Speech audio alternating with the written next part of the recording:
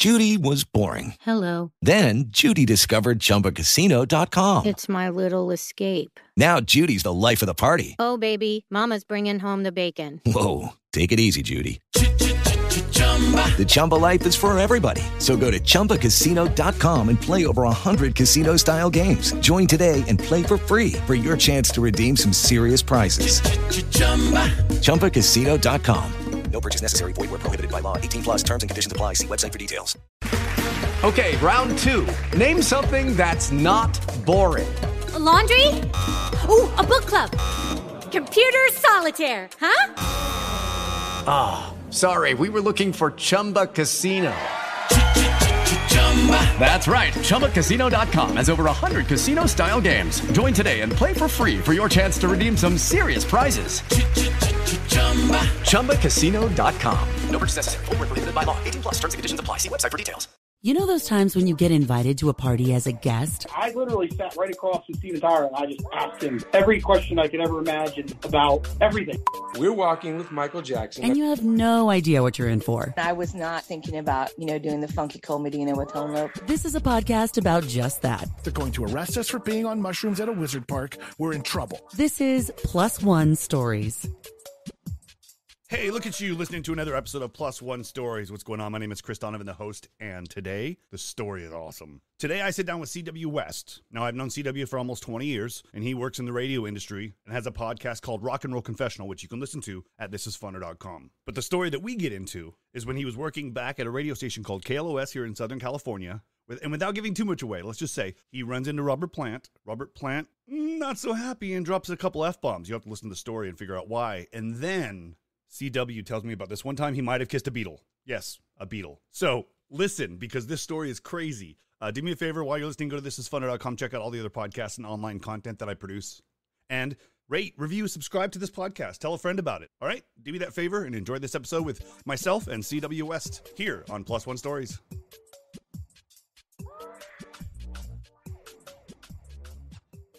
CW, how are you, man? It's been like forever. It really has been forever since I've actually seen you in person. It's been a long time, man. This isn't necessarily in person, but this is what we do nowadays, right? Zoom. This is the second best thing. Yeah, right. How have you been, man? It's been forever. I'm doing great. I'm hanging in. Got a great podcast going on called Rock and Roll Confessional, and it's all about the rock and roll music industry stuff. So that's been one of my key highlights. As you know, what it takes to put a podcast on. It's not easy and takes a lot of time. It does. And you can listen to that quick, easy link. Thisisfunner.com. I have it up there. You can go right to it. So, okay. Now I met CW a long, long time ago in a galaxy far, far away called Anaheim. At the Grove far, far away. I believe it was the Grove. Yeah. That's when we first met through Sue B and some of the events. Yep. And then that evolved to House of Blues. And you are big in the radio industry in Los Angeles. You worked at KLOS as a promotions director for 1,000 years, was it? Almost 1,000 years, yeah. 1,000 years. So you've met a lot of people. You've done a lot of cool things. And this show definitely caters to your past job experiences. So you gave me a little bit of tease, but you said something about a meet and greet at the Greek Theater in Los Angeles. Now, I'll take it from there. This was actually one of the coolest situations that I could have been in, because it was we had like 40 listeners. We had like 20 winners plus their guests, and they all got to go backstage before the concert and meet the artist that was playing there. And so my job was years are going to get me screwed up, but give me a range. Early 2000s. Early 2000s. Yeah.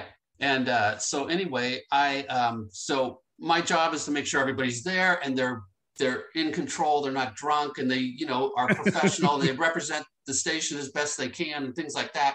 So this was for Robert Plant, who anybody that's a classic rock fan, I mean, he's like up there on the pinnacle, he's Led Zeppelin. And so for people that don't know, KLOS is a radio station in Southern California that's classic rock at the time. Sure.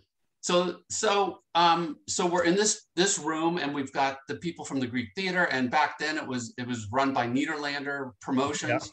So they were exclusive to the Greek Theater. It was all them, and then it was the management company, and I think Gary Moore, who from the radio station, was there, and all the winners are there. And we're all kind of spread out around the room because basically Robert's going to come in and he's going to say hi to everybody and he's going to sign something. He's going to go around the room, meet everybody real quick, and then take off. This is a bad metaphor, but that's kind of like a stripper.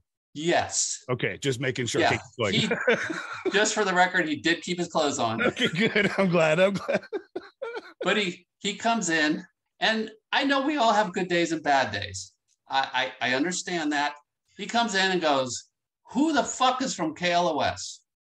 And so I'm thinking, okay, CW, you're the wrangler. Get everyone to say, "Yay, we all are." So I'm like getting everyone to go, "Yay."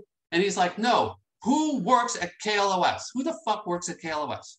And I'm now kind of starting to shrink. I'm starting to go from 6'4" to now I'm about 5'8" in height. And he comes over to me. I say, "I am." And he comes over to me. He goes, "How many times this week have you been playing my new single?" Now, I'm in marketing, so yes. I don't keep track of how many times a song has been played. And I'm like, I have no idea. So he's like, "Get somebody on the phone."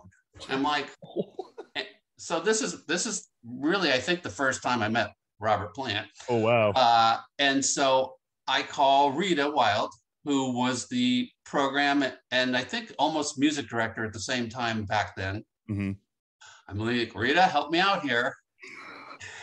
Robert Plant's yelling F-bombs at me. He is. And the last thing I want to do is, I'm always for the winners. I'm always like, this is the greatest opportunity in the world to meet this band or this person. These people, like, I get to do it all the time, but for these winners, this is like a once in a lifetime chance. Yeah, and if you meet your hero and they're an asshole, it breaks my heart, man. Exactly. So I put Rita on. Luckily, we had cell phones back then. I think it was a flip phone. Barely. Yeah, and I put them on, and she somehow calmed the situation. And then he was like, then he went back to like his normal state. He was fine. But he was just like, I think he had got into town and he didn't hear his song on the radio, and we were sponsoring the concert, and he's like, "What's going on? Why is it not being promoted? Blah, blah, blah, blah, blah." So he started freaking out. He probably listened to the station for 15 minutes. Yeah, of course. So he came in business and then he switched over and was nice to everyone. Yeah, and then thank God. Yeah, but here's what I really like is, so I'm getting talked to. Nobody from the Greek theater, nobody from the management, nobody from the promotions, nobody came over to say, "CW, can we intervene and help calm Robert down?" No. This is like Showtime. This is like WWF, where you're bringing in the new little guy and he's going to get pounded. So let's just sit back and watch. Let's watch him get.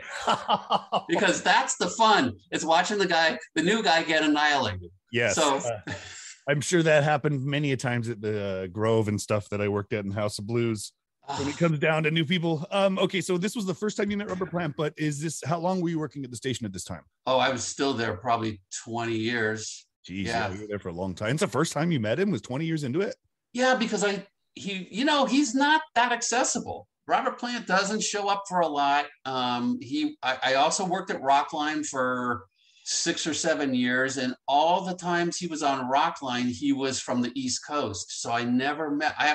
I got things autographed, but I never actually met him, and it wasn't until then. So it was a trip, man.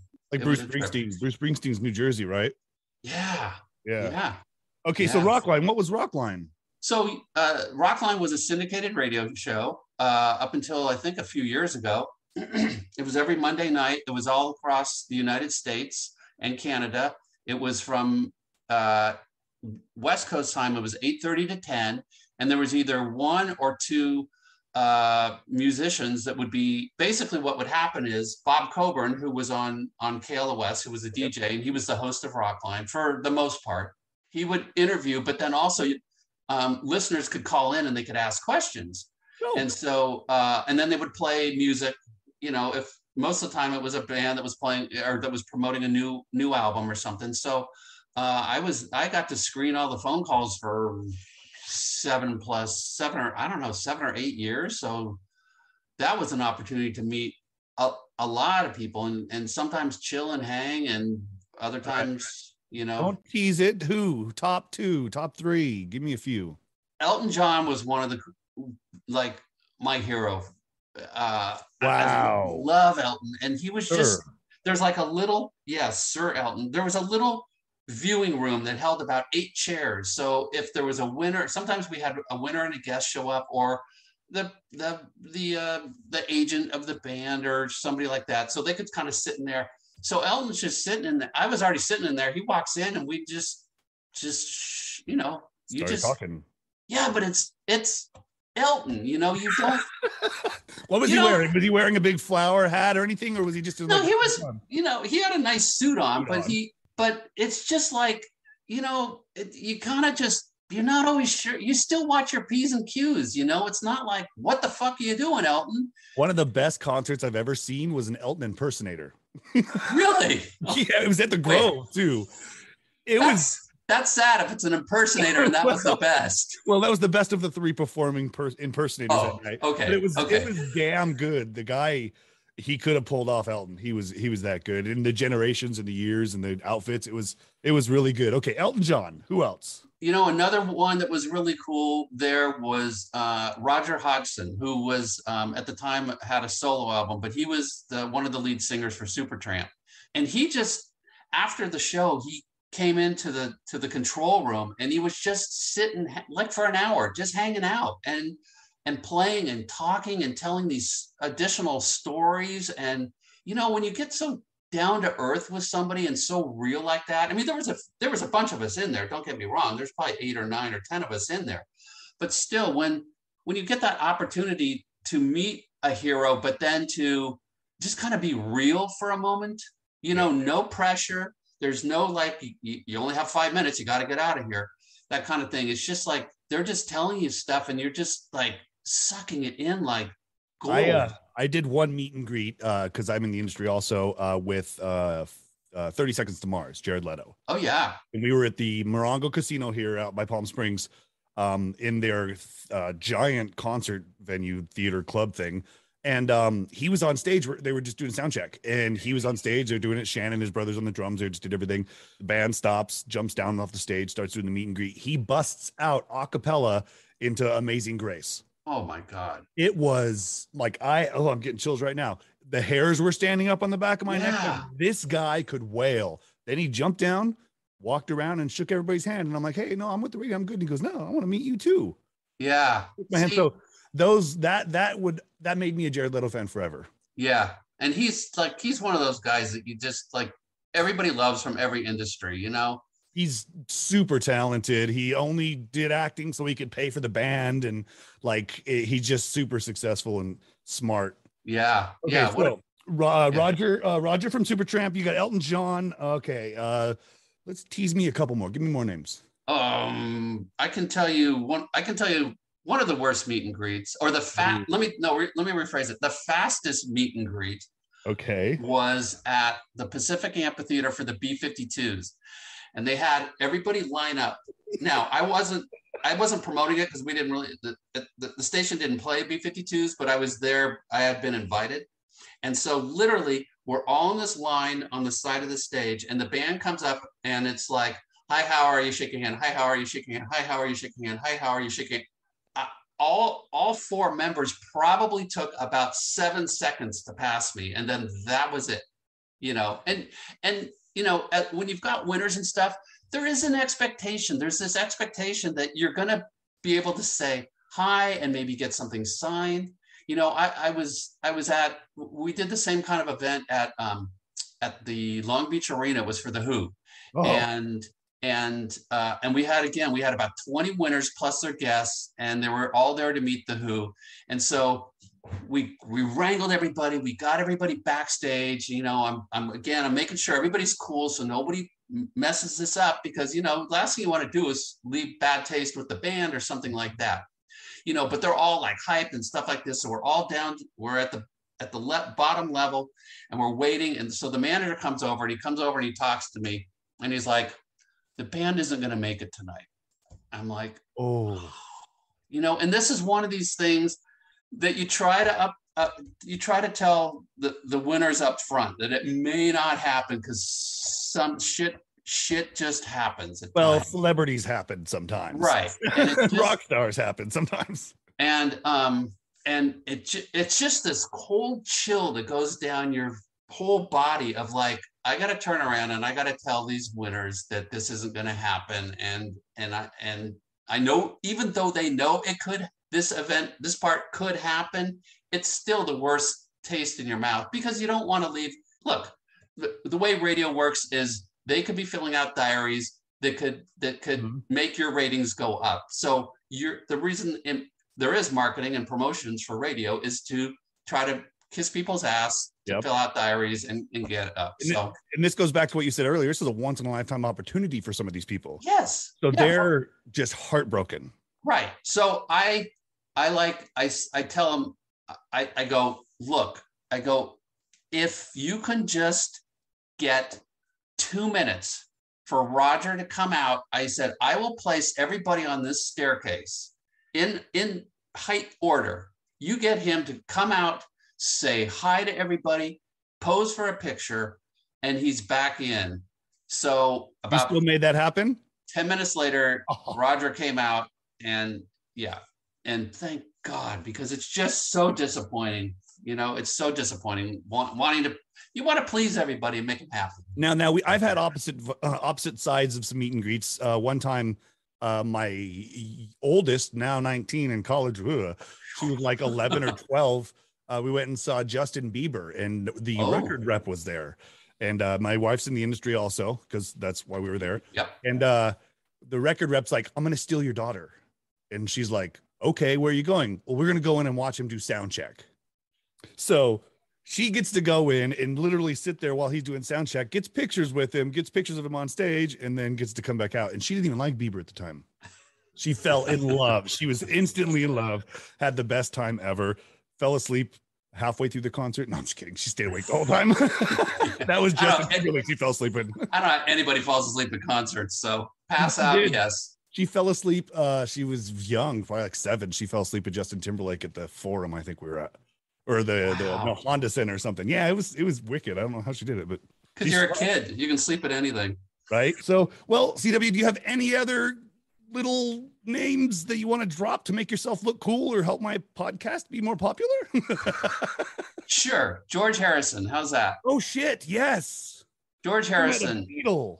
He was on Rockline, and he was there being interviewed, and afterwards he just decided to hang out. We had a little green room, and he's hanging out. Now there's a better story.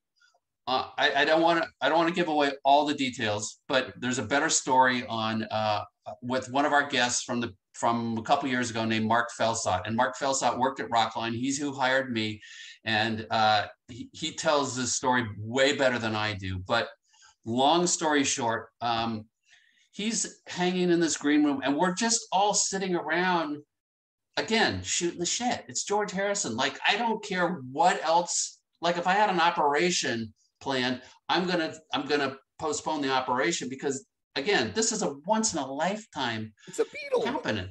And so he starts smoking a joint and passing it around, and we're all like hanging out and partaking a little bit, and my lips touched his, based upon the Beatle. Well, based upon the blunt that was passed around. You blunt kissed a Beatle. Right. Who else has done that? Well, probably a lot of people in that room. Well, okay. But besides that and everyone else. But yeah, and it was that's awesome. That's so cool. Yeah. You've seen tons of shows and concerts, and so have I, because I worked at the concert and in the industry. Right. But I can tell you that I was working at the Pond when it was still the Pond in Anaheim, in Anaheim. And it was Paul McCartney. Oh, I was there. I was in the closet just counting money, and all I heard was na na na na, hey Jude, and no music.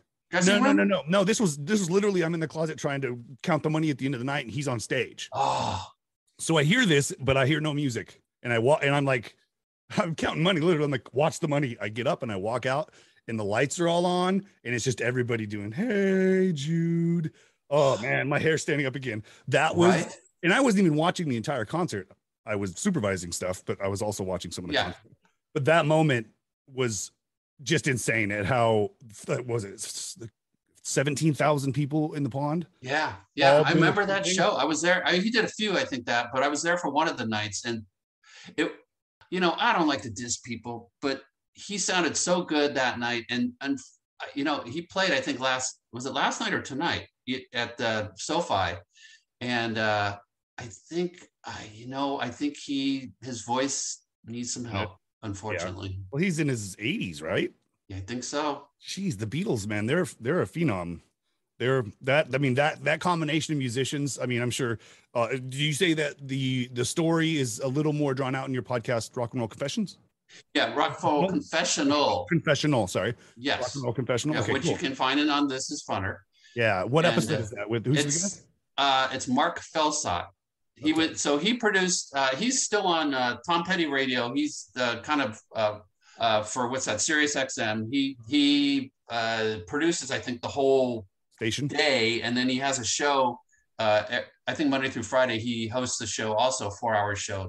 But he, besides that, he was producer for Rockline for many, many, many, many years, and he tells there's a lot more details to it, because there's guitars that are stolen by him, and I gotta hear that episode. It's really fun. It's an early episode, so but if you can find it on there. It was probably I think it's just about 2 years ago, so it was probably 2020 that went on. Ooh, 2020, the year nobody could see. Or 2020, whatever it was. Well, that's awesome. CW, thank you so much for joining. Thank you, Cisco. Rock and Roll Confessional is on thisisfunner.com. Is there anything else you want to promote, like social handles or? No. You can always go to our website. We always put additional information on our website, which is roll confessional . Here's the hard part, which might have been my downfall. .rocks, ROCKS. That's a new one. It's been at least 3 years, because that's how long I've had the website. So it's rockandrollconfessional.rocks. Okay, I've heard .tv and stuff, but never that one. That's cool. Yeah, okay, I'm probably the only one with it. Well, that's good. That way people figure out it's just your site. Like the whole thing is just Rock and Roll Confessional. It's probably because it's probably from Antarctica or something, and nobody else needs it. From Norway. Exactly. All right, PW. All right, man. Thank you so much for being on the show, and we'll be in touch soon. I'll have you back on because I know you've got more stories. Sure, man. No problem. Thank you, Chris. Appreciate it. Great job. All right. Catch you later. Namaste. You've survived another story. Thanks for listening, and please let us know what you think about the show by leaving a rating and review. If you have a story or want to connect with Chris, go to thisisfunner.com.